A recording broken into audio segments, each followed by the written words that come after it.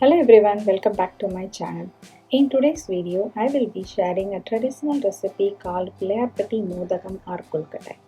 This special sweet is prepared in the temple and in many Tamil households during Vinayagar Chaturthi and Ganesh Chaturthi. Let's learn how to prepare this Mothagam from scratch.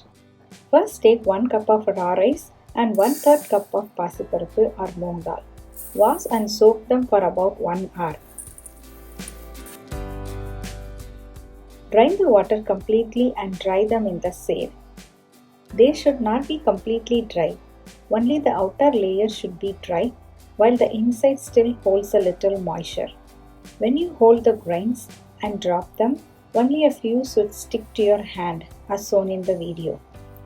Next, dry roast the rice and lentils over medium-low flame for about 5 minutes, not more than that. Allow them to cool completely. Then grind them into a coarse powder using the pulse mode. Now heat 3 cups of water with a pinch of salt.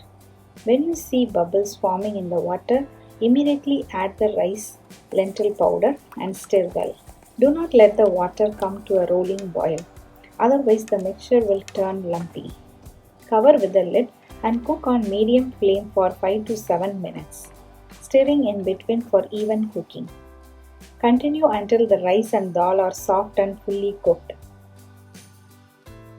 Once done, add 1.5 cup of jaggery powder, 1/4 teaspoon of cardamom powder, 1/2 cup of grated coconut and 1 tablespoon of ghee. Mix thoroughly.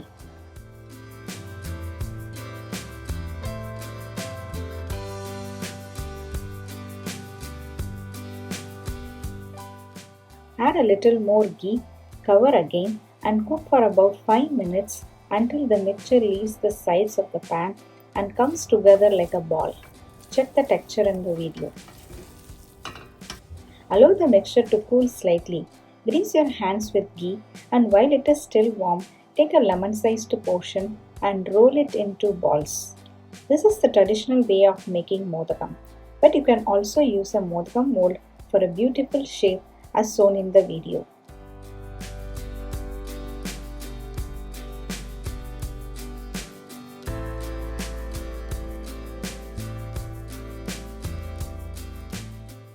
Arrange the prepared Mothagam in an idli plate or any steamer and steam for 10 minutes. Let them cool slightly and enjoy this delicious sweet.